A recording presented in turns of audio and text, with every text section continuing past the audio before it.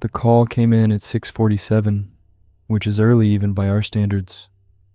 I remember the time because I just sat down with my first coffee and Danny still wasn't in yet.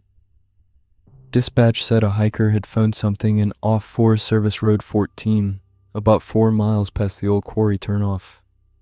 School bus in the trees, she'd said, didn't look right. Could somebody come out? What stuck with me was that the hiker wasn't worked up.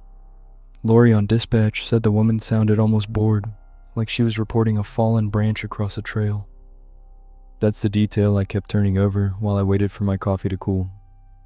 I've been with the County Forest Service 11 years this October. Most of what comes across the radio out here is the same handful of things on rotation. Abandoned cars with the VIN ground off. Couches dumped at pullouts. One time a guy left a whole pontoon boat on its trailer, about a half-mile up an access road. Registration scraped clean, like he thought we wouldn't notice a boat. So a bus, on its own, didn't strike me as anything special. People leave stuff up here. They've been leaving stuff up here since before I started. Danny rolled in around 7. He smelled like the breakfast sandwich he eats every morning from the Sunoco off Route 9, the one with the egg that's more of a suggestion than an egg. I told him to grab a thermos. We were heading out to 14. He didn't ask. He never does until we're in the truck and the road's under us. The drive takes about 40 minutes when the road's dry. It had rained Tuesday night, hard, but the gravel up there packs well, and we were making decent time. I gave Danny the rundown, and he laughed and said, somebody probably bought a bus at a school district auction and ran it out of gas trying to play homesteader. He had a whole bit about a guy 2 counties over who's apparently converting old buses into hunting cabins and selling them on Facebook Marketplace. Danny always has somebody 2 counties over. The turnout where Marcy was waiting isn't really a turnout. It's just a place where the shoulder widens and the gravel goes soft on the right side. Her car was a green hatchback, one of those small Hyundais, with a national park sticker on the back window, and a faded one for some college I didn't catch. She was sitting on the hood, with her arms around her knees. When we pulled up, she didn't get off the car. She just pointed into the trees. You couldn't see anything from the road. I want to be clear about that. You had to walk in maybe 60, 70 yards through second growth pine, and even then, the bus didn't register at first because your brain is busy looking for trail markers or deadfall, not for a thing the size of a bus. School buses live in parking lots. They live at the end of driveways at 7 in the morning with their hazards on. They don't live wedged between trunks of 40-year-old white pines with the lower branches grown down around the roofline. It was yellow, had been anyway. The south-facing side had gone chalky the way paint does when it's been sitting in weather for years. But the north side still had some color left. The windows were all intact. Every one of them. That was the thing that didn't sit right before anything else did. Out here, if a vehicle's been sitting any real length of time, somebody's kid finds it on a four-wheeler and the windows are the first to go. It's just what happens. Marcy walked us up to about 10 feet from it and stopped. She told me her name then, Marcy Howerin. She'd been trying to find a side trail her father used to take her on as a kid, and she thought she remembered the cut-through, and she'd just about walked face first into the side of the bus before she registered what she was looking at. I told her she was welcome to head back to her car and wait.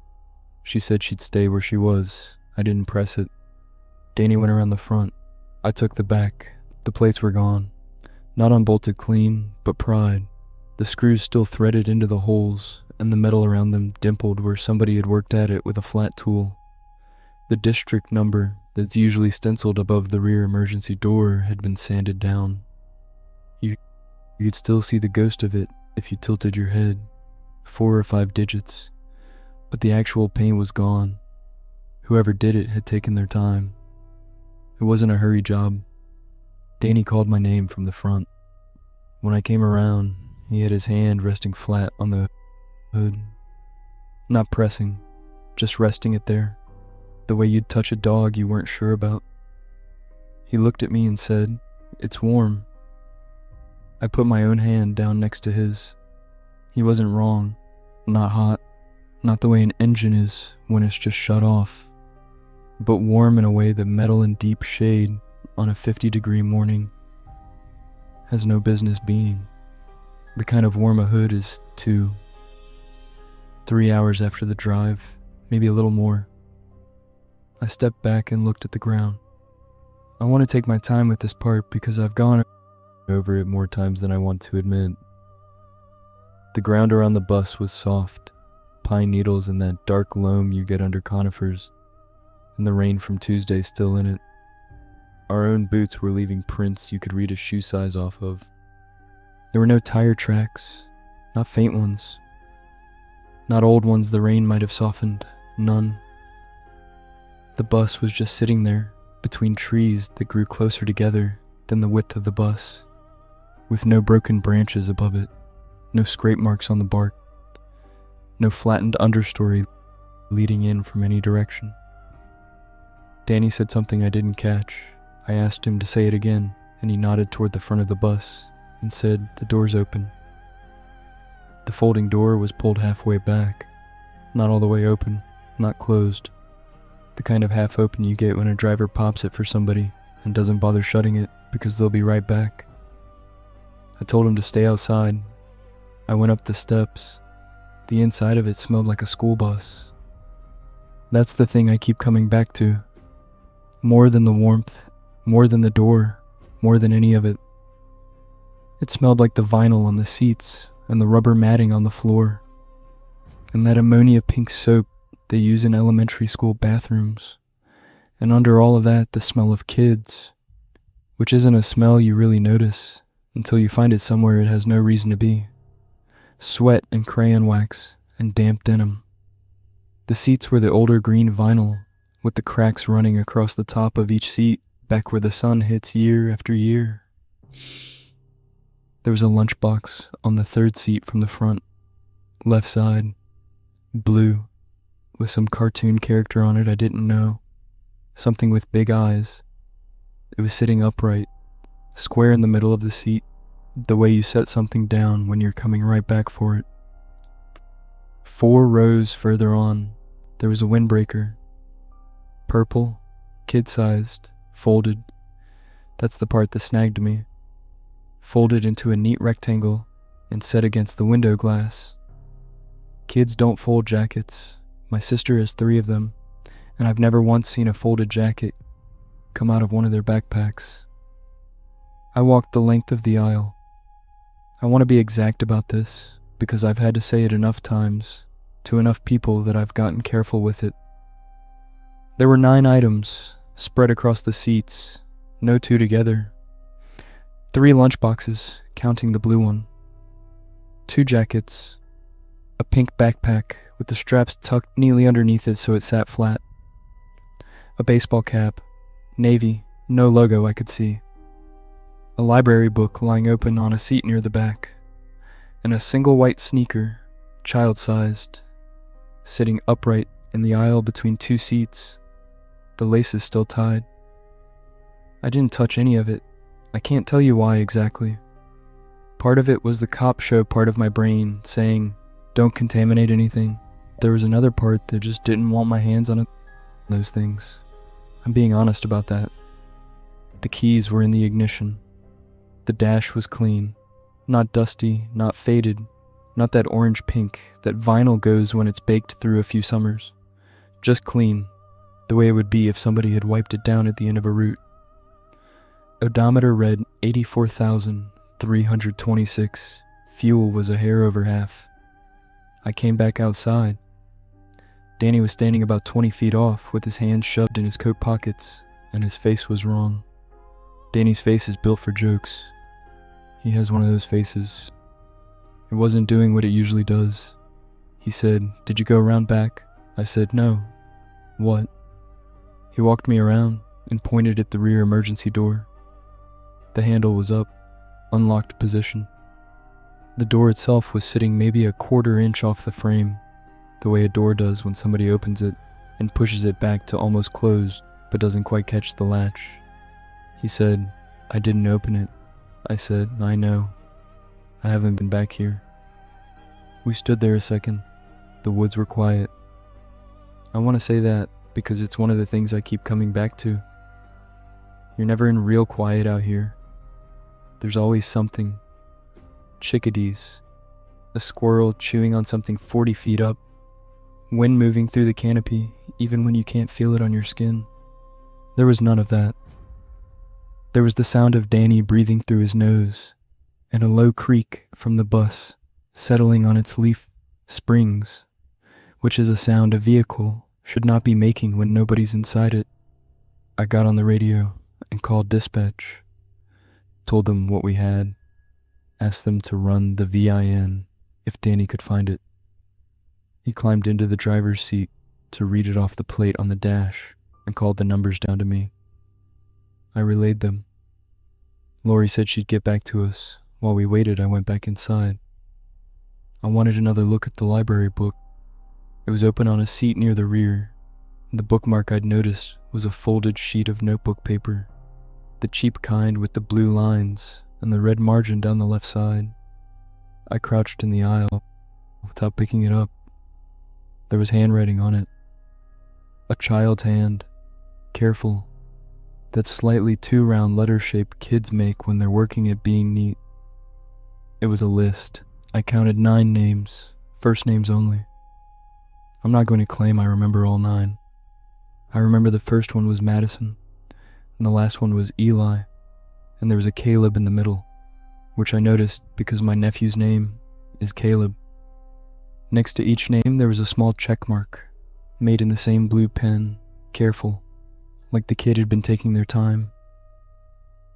The book itself was open to a page about Jupiter. There was a photograph of the planet on the right-hand page, and a paragraph about its moons on the left. I came back outside and told Danny about the list. He didn't say anything for a long second. Then he said, 9 names, 9 things on the seats. I hadn't put it together until he said it. Lori came back on the radio.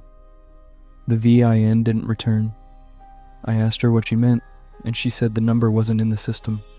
Not stolen, not registered, not retired, not on any salvage list, not on any manufacturer roll. She said the format was right, the check digit was good, but there was no record of a vehicle ever being built with that number.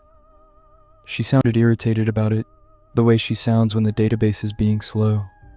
She said she'd try another query. Danny said, "Let's go." I said, "Give me a minute." He said, "No, let's go. We'll call the sheriff from the road. This isn't ours." I don't want anyone to think Danny was scared. I've seen him pull a guy out of a flip truck on the side of 9 with diesel running down the road.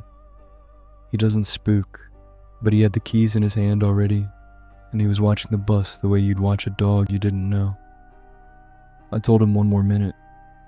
I went back to look at the engine. I lifted the hood. The engine was warm to match the metal. The oil cap was tight. The belts were new, or close to it. That flat black they are before they start to gray. There was no dust on the block, no leaves caught in the radiator fins, no spider webs in any of the corners where webs always are on a vehicle that's been sitting more than a week. It looked like an engine that had been driven that morning. I dropped the hood, and when I came back around the front and glanced through the windshield, the lunchbox was gone. I want to be careful about how I say this part. The blue lunchbox on the 3rd seat from the front, left side. It was not on the seat anymore. The jacket was still there. The backpack was still there. The shoe in the aisle was still there. Everything else was where I'd left it, the way I'd left it. The lunchbox was not. I asked Danny if he'd been inside. He said no. I believed him. He'd been in my eyeline the whole time. We got in the truck. We didn't talk on the drive out. The road back takes 40 minutes, and we didn't say anything until we were almost down to the highway, and then Danny said, "What about Marcy?" I told her to wait. I called dispatch and asked them to send a deputy to the turnout to check on her. He got there in about 20 minutes. Her car was there. She wasn't. The keys were in the ignition. Her phone was sitting on the driver's seat. Her water bottle was in the cup holder, still half full, condensation still on the outside of it. They searched for 2 days, ground teams out of 2 counties, dogs, a helicopter on the afternoon of the second day. They didn't find her. The dogs wouldn't go past the turnout. The handler told me later they sat down on the gravel and wouldn't move. She said she'd been working that dog 7 years and had never had her refuse a track, not for any cent, not on any ground. The sheriff's people went out to the bus that afternoon. I rode with them. I wanted to be the one to show them. It wasn't there. I walked them to the spot. I'm not going to give you the line about how I might have gotten turned around in the woods. I've worked those woods 11 years. I walked them to the exact patch of ground where I'd put my hand on a warm hood that morning, and there was nothing. No depressions where the tires would have sat, no flattened needles, no bent saplings. The trees looked like trees, the ground looked like ground. The only thing you could say about that piece of forest was that the canopy was a little thinner, in a roughly rectangular shape, but you'd only see it if you were looking for it, and even then you'd talk yourself out of it. The sheriff was decent about it. He'd known me a long time. He took Danny aside and asked him the same questions separately, and Danny told him the same things. We described the bus. We described every item on the seats. We described the list of names. He wrote it all down in a small notebook and told us he'd be in touch and shook our hands. I went home. I didn't sleep much. The next morning, I came in early and pulled the call log from dispatch. I wanted to hear the original 911 call. I wanted to hear how Marcy had described the bus, what exact words she'd used. The recording was there in the system. I queued it up at my desk and put the headphones on. The voice on the recording wasn't Marcy's. I'd spent a good 10 minutes with Marcy at the turnout that morning. I knew what she sounded like. She had a slight rasp, like an old smoker even though she didn't look the age for it. The voice on the 911 call was a child, a young girl, somewhere around 7 or 8. She said almost word for word what Lori had relayed to us. There was a school bus in the woods. It didn't look like it belonged. Could somebody come take a look? Her voice was very calm. It was the calm that got me, more than the fact of her being a kid. There was no hesitation in her, no rising pitch at the end of her sentences. At the end of the call, before she hung up, she said one more thing that Lori hadn't passed on. Probably because dispatchers don't pass on color commentary. They pass on actionable detail. She said, "Please hurry. We've been waiting a long time." I went and asked Lori about it. She didn't remember the call as a child's voice. She remembered an adult woman, calm, articulate, the kind of caller who doesn't make you ask her to repeat the cross street. She came over and listened to the recording with me, with my headphones, and she took them off after about 10 seconds and sat down in my chair and didn't say anything for a while. Then she said, "That's not what I heard." She said it more than once. She wasn't arguing with me. She was arguing with the recording. The number the call came from was a prepaid cell. The carrier had no record of the SIM being active before that morning, and no record of it pinging any tower after. It hit one tower, the one about 6 miles east of the turnout, and then it was done. They never found Marcy. They never found the bus. None of the 9 names on the list matched anyone missing in our county, or any of the surrounding ones. There are children with every name in the world, of course. But the sheriff ran what we gave him through everything he had, and nothing came back. I still work for the Forest Service. I still drive those roads. I've been past the turnout on 1,400 times, easy in the years since. I've never stopped. I've never seen anything that wasn't supposed to be there. About 4 months after, I was at a gas station down in the next county, filling up the truck. It was a pilot off the interstate exit.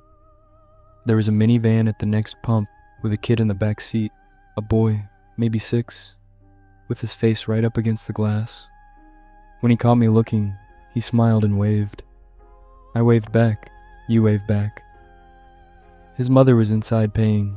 He held up a blue lunchbox. Same one. I'm going to be careful with that. A lunchbox is a lunchbox. There are probably tens of thousands of them out there with that exact character on the front. But it was the same blue. It was the same character. He held it up and tapped on it with his fingernail and kept smiling at me. And his mother came out with a fountain drink and got it in, and they pulled away. I wrote the plate down on the back of the gas receipt. I sat with it in my wallet for 3 days before I asked a friend at the sheriff's office to run it for me. The plate came back to a vehicle reported destroyed in a structure fire in 2009. I haven't told anyone about that part. Not Danny, not the sheriff. The receipt is in the top drawer of my desk at home. It's a little faded now. The ink at the gas station's been printing thin for years. Danny left the Forest Service about 1.5 years after that morning. He works at the hardware store in town now, the one by the feed co-op. I see him sometimes. We talk about the weather and the deer this year, and whether the high school football team is going to make it past the first round. We don't talk about the bus. He doesn't bring it up. I don't either. I think about the check marks more than I think about anything else. 9 names, 9 little check marks in blue pen, made carefully, by a kid who was being thorough. You check things off a list when you've done them, when you've gotten what you came for. I think about Marcy sitting on the hood of her car, with her arms around her knees, calm, just waiting. The way she said she'd wait when I told her she could go, the way she did. I think about the boy in the minivan and the way he tapped his fingernail against the side of that lunchbox. The way he looked at me, like he'd been told what I looked like somebody had described my face to him in advance and said, if you ever see him, wave. I keep my hands off the hoods of vehicles I don't know now. I tell the newer guys that. When we get one of those calls, abandoned car at such and such mile marker, I tell them, walk around it first. Look at the ground. If the ground is wrong, get back in the truck. I don't tell them what wrong means. They figure I'm being careful in my old age, and I let them think that. Road 14 is still out there, 4 miles past the quarry. There's the wide spot where the shoulder goes soft on the right side, and beyond that, 60 or 70 yards through the pines, there's a place where the trees grow a little thinner than they should. You'd walk through it without noticing if you didn't know. I don't go out there. But on slow mornings, when I'm the first one in and the coffee's still going and the radio hasn't started up yet, I find myself looking at the phone on Lori's desk, waiting for it to ring, waiting for a voice on the other end, calm and articulate, to tell me there's something in the woods that doesn't belong, and could somebody please come take a look. I tell myself I won't go. I tell myself I'll send one of the new guys, or say the truck's down, or just let the phone ring through. But I think about the check marks, 9 of them, carefully made, and mine, I think, isn't there yet.